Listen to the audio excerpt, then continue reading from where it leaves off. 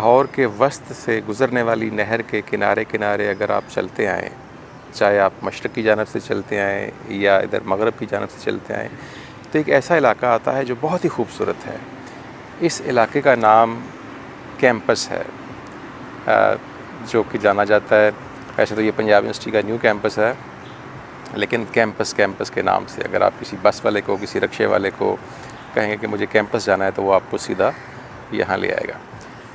تو اس کیمپس کے ساتھ بہت سے لوگوں کی یادیں وابستہ ہیں، ایک نوسٹیلجیا ہے، اس کی خوبصورت جو فضا ہے یہ بہت ہی سحر انگیز ہے، بھلائے نہیں بھولتی اور لوگوں کے ذہنوں میں نقش ہو جاتی ہے۔ اور اس نہر کے کنارے ایک طرف ہاسٹل ایریاز ہیں اور دوسری طرف اکیڈیمک بلاکس یا ڈپارٹمنٹس ہیں۔ تو یہ جو ہاسٹل ہیں ان کی اپنی ایک کشش ہے۔ جو اسٹوڈنٹ یونیورسٹی میں ایڈمیشن لیتا ہے اگر وہ ہاسٹل میں نہیں آتا تو شاید اس کی وہ گرومنگ نہیں ہوتی۔ یہاں آپ کو بہت اچھا میس ملتا ہے، بہت اچھی کینٹینز ہیں، شاپنگ ایریا ہے، ہاسٹل کی ایک اپنی لائف ہے، ایک اپنی دنیا ہے۔ اور آج ہم اسی پر بات کریں گے۔ اگر آپ نیا ایڈمیشن لینے جا رہے ہیں تو ہاسٹل کیسے حاصل کر سکتے ہیں، ہاسٹل کی کیا ریکوائرمنٹس ہیں، آج ہم یہ بات کریں گے۔ ہمارے ساتھ ہوں گے چیئرمین ہال کونسل، تو ان سے یہ سوال پوچھا کہ پنجاب یونیورسٹی کے پاس ٹوٹل کتنے ہاسٹلز ہیں، اس میں میل کتنے ہیں، فیمیل کتنے ہیں، یا بوائز اور گرلز کتنے ہیں، اور ان میں رہائش پذیر طلبہ و طالبات کی تعداد کیا ہے۔ تو انہوں نے بتایا اس وقت پنجاب یونیورسٹی کے پاس 28 کل ہاسٹل ہیں، جس میں 12 طالبات کے لیے ہیں اور 16 جو ہیں وہ طلبہ کے لیے۔ ان ہاسٹل میں تقریباً 8,500 کے قریب طلبہ و طالبات رہائش پذیر ہیں۔ چیئرمین صاحب سے ہم نے جب یہ پوچھا کہ پنجاب یونیورسٹی کے ان سحر انگیز ہاسٹلز میں کون رہائش اختیار کر سکتے ہیں، ان کا کرائیٹیریا کیا ہے، تو انہوں نے بتایا پنجاب یونیورسٹی کے ہاسٹل میں ایڈمیشن کا طریقہ کار یہ کہ سب سے پہلے تو ان طلبہ و طالبات کا پنجاب یونیورسٹی کے کسی مارننگ کے شعبہ میں داخلہ ہونا چاہیے۔ اس کے بعد پھر ضلع لاہور کے طلبہ و طالبات کو ہم ہاسٹل الاٹمنٹ نہیں دیتے۔ اس کی وجہ یہ کہ پنجاب یونیورسٹی کی ٹرانسپورٹ پورے ضلع لاہور کو کور کرتی ہے اور وہ طلبہ و طالبات کو پک کرتی ہے، تو اس لیے ضلع لاہور کے طلبہ و طالبات کو ہم ہاسٹل میں الاٹمنٹ نہیں دیتے۔ اس کے علاوہ پورے پاکستان سے اور پوری دنیا سے جہاں سے بھی جس کا تعلق ہو، پنجاب یونیورسٹی میرٹ کی بنیاد پر ان طلبہ و طالبات کو ہاسٹل میں رہائش کی سہولت فراہم کرتی ہے۔ پھر ہم نے ان سے پوچھا کہ جو پنجاب یونیورسٹی کے ہاسٹلس ہیں ان کا فیس سٹرکچر کیا ہے، اتنے معیاری ہاسٹلس میں کتنی فیس لیتے ہیں، وہ اینولی ہے، منتھلی ہے، یا بائی اینولی ہے، یا پر سمیسٹر ہے، تو فیس سٹرکچر کیا ہے۔ تو ڈاکٹر عابد نے بتایا فیس سٹرکچر بہت منیمم ہے، اس میں تقریباً 18 سے 19,000 روپے ہم سالانہ چارج کرتے ہیں ہر طالب علم سے، اور اس کے بعد وہ میس کا بل اس کا علیحدہ ہے، جتنا وہ میس لے گا اتنا اس سے وہ میس کی پیمنٹ لے لی جاتی ہے، لیکن جو رہائش کے چارجز ہیں وہ صرف 18 سے 20,000 روپیہ سالانہ ہے۔ اچھا دوستو، پنجاب یونیورسٹی کے ہاسٹلس کی جو ایک وجہ شہرت ہے وہ اس کے میس ہیں۔ بہت ہی معیاری اور سستا کھانا یہاں پر میسر ہوتا ہے۔ اتنے بڑے میس کو، اتنی بڑے تعداد میں کھانے کو، میس ہال کو مینیج کون کرتا ہے؟ تو یہ ایک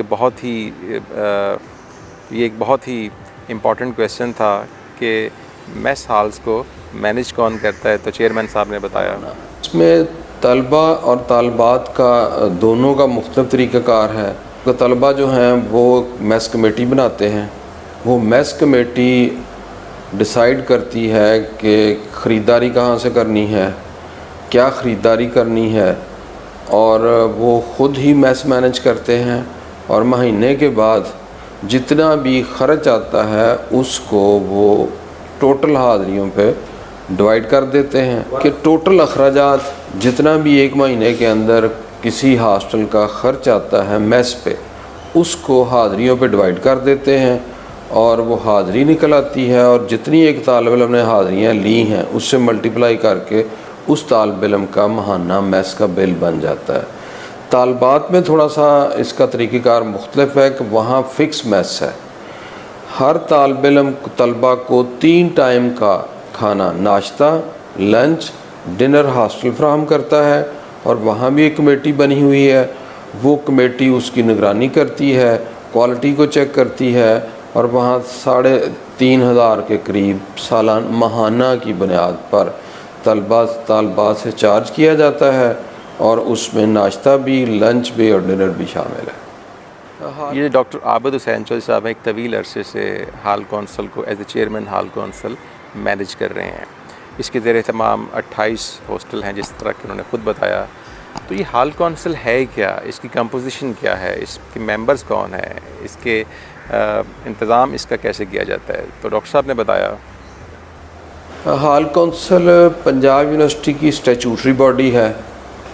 اس کے ممبران ہر سال ہال کونسل کی باڈی بنتی ہے، اس میں 2 سنڈیکیٹ کے ممبرز ہیں، 2 نامینیشن وائس چانسلر صاحب کی طرف سے ہوتی ہیں، اور روٹیٹ کر کے 2 سینئر سپرڈنٹ، 2 سینئر وارڈن میل کی طرف سے، اور اسی طرح سے 2 وارڈن، 2 سپرڈنٹ فیمیل کی طرف سے۔ تو یوں یہ باڈی ہال کونسل کی سپروائزری باڈی بھی ہے اور اسٹیچوٹری باڈی بھی کے طور پہ کام کرتی ہے۔ یہاں پر ہزاروں طلباء و طالبات رہتے ہیں، ظاہر ہے کوئی نہ کوئی مسئلہ ہوتا رہتا ہے، کبھی نعرے بھی لگتے ہیں، کبھی ہلکے پھلکے جلوس بھی نکلتے ہیں، ایک ینگ بلڈ ہوتا ہے، جوش و جذبہ ہوتا ہے، وہ نعرے بھی لگاتے ہیں۔ تو مسائل کیا ہیں؟ اتنی بڑی ایڈمنسٹریشن کو مینیج کرنے کے ایشوز کیا ہیں؟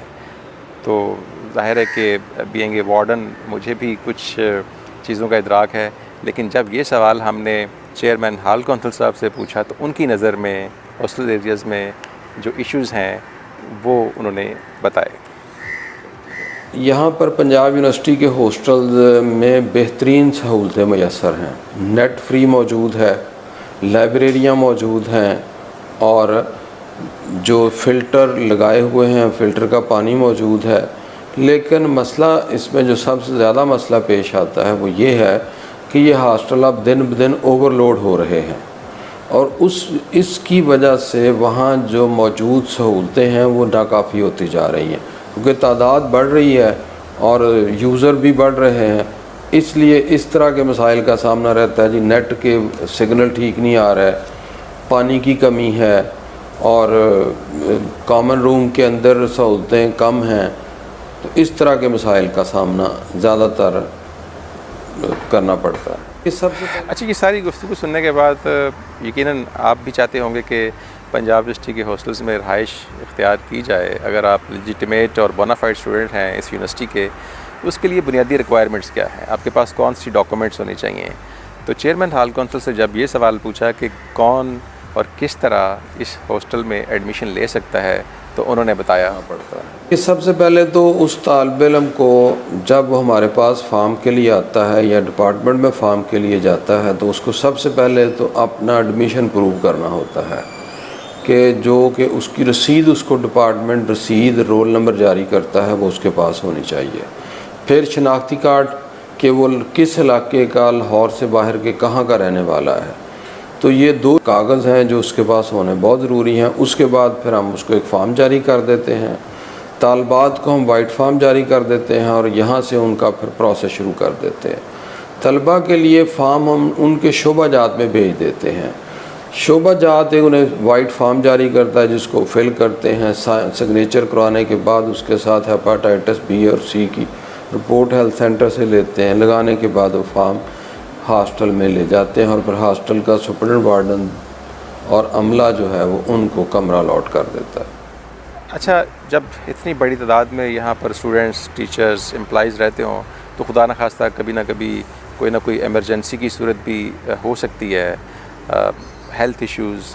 تو یہاں پر پنجاب یونیورسٹی کے پاس ہیلتھ ایمرجنسی کے حوالے سے نمٹنے کے لیے کیا وسائل ہیں، کیا فیسلٹیز ہیں؟ تو ڈاکٹر صاحب نے اس کا جواب دیتے ہوئے کہا، नंबर 1 पे तो हर हॉस्टल ने अपने तौर पर एक फ़र्स्ट एड बॉक्स का इंतज़ाम किया हुआ है, जो हम बार बार चेक भी करते हैं कि मौजूद है और उसमें सारी मेडिसिन, एमरजेंसी मेडिसिन मौजूद है या नहीं। दूसरा फिर हेल्थ सेंटर जो है वो भी इवनिंग में भी काम करता है और वहाँ पर भी ये एमरजेंसी की सहूलत मौजूद है। दूसरा ये कि जो रेस्क्यू 112 है उसको भी हमने जगह दी हुई है यूनिवर्सिटी के अंदर। वो 9 और 10 के दरमियान में वो उनकी वैन और उनका स्टाफ मौजूद होता है। अगर कोई एमरजेंसी हो और 112 पे कॉल की जाए तो फौरी तौर पर इसी टीम को रीडायरेक्ट करते हैं कि फ़लाँ जगह पे आप हमारी पहुँचें। आपके लिए नेक ख्वाहिशात हैं। अगर आप पंजाब यूनिवर्सिटी के बोनाफाइड स्टूडेंट हैं, यहाँ पर एडमिशन हासिल करने जा रहे हैं या कर चुके हैं और आप हॉस्टल्स में आना चाहते हैं, तो मुमकिन है कि ये वीडियो आपके लिए हेल्पफुल हो और आपका यहाँ पर जो स्टे है वो स्मूथ हो। तो बहुत सारी दुआएं, बहुत सारी नेक ख्वाहिशात आपके लिए। अल्लाह हाफ़िज़।